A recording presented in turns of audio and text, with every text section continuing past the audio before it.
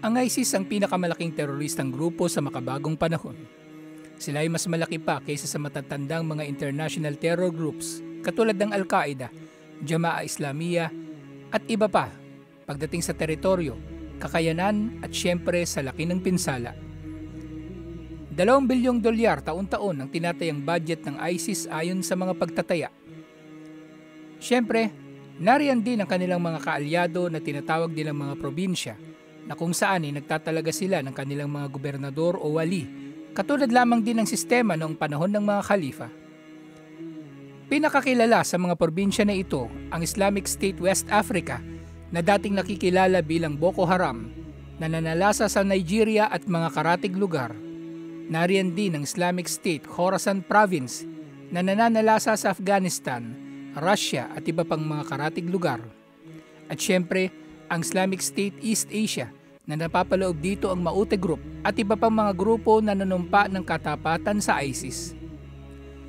Ang ganito kalaking operasyon na may budget na katulad halos ng isang tunay na hukbo ng anumang gobyerno sa dami ng tao na pinapasweldo, tinutustusan at tinaarmasan, ay nagagawa ng grupo sa pamagitan ng malawakan nilang network ng mga taga-suporta.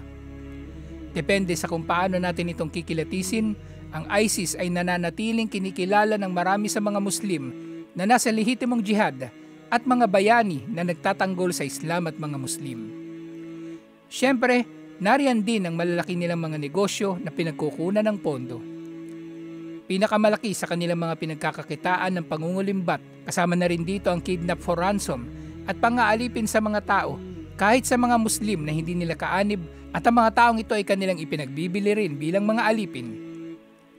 Nariyan din ang kanilang mga iba pang gawain tulad ng smuggling, maging sa mga ipinagbabawal na mga bagay tulad ng mga antigong rebulto at droga.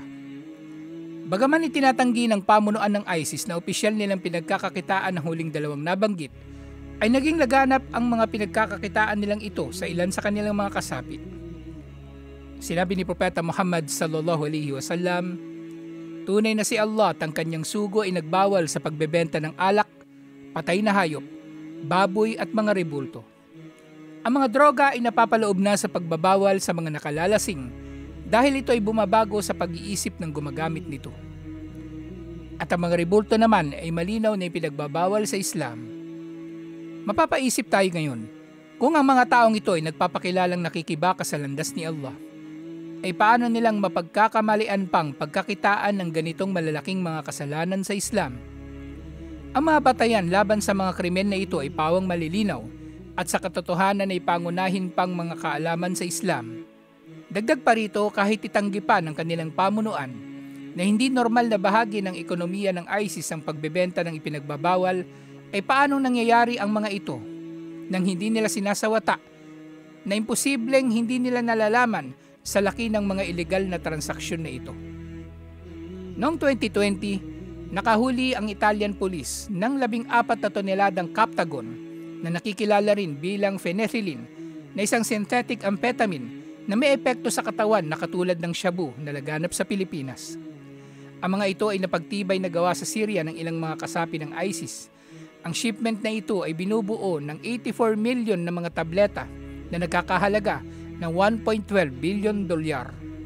Paano kaya kung nakarating sa publiko ang mga tabletang ito na mas mapanganib dahil mas madaling gamitin sa pamagitan lamang ng pag-inom na hindi katulad ng shabu na may mga paraphernalia pang kailangan? Paano kaya kung nakarating ito sa publiko at ang gagamit dito ay gagawa ng krimen? Paano na lang kung ang magiging biktima ng krimen na gagawin ng isang lulong sa drogang ito ay Muslim? Hindi ba sila nag-iisip? Paano na lang yan ngayon na lumaganap ng drogang ito sa mga Muslim sa gitnang silangan, samantalang sinabi ni Allah, tunay na iyong mga nagnanais na lumaganap ang imoralidad sa mga nanampalataya ay para sa kanila ang parusang masakit sa mundong ito at sa kabilang buhay. Hindi ba sila nag-iisip? At masahol din sa usapin na ito, na napagtibay na ginagamit din ito ng ilan sa mga sundalo ng ISIS at iba pang mga teroristang grupo upang maging matapang sa labanan o hindi mapagod. Hindi ba sila nag-iisip? Kaya napakahalaga talaga na ang jihad ay mapamahalaang maayos at hindi maaring ipapatupad ng kung sino-sino lamang dahil maaring nag-aangkin din na nasa jihad ang mga kriminal.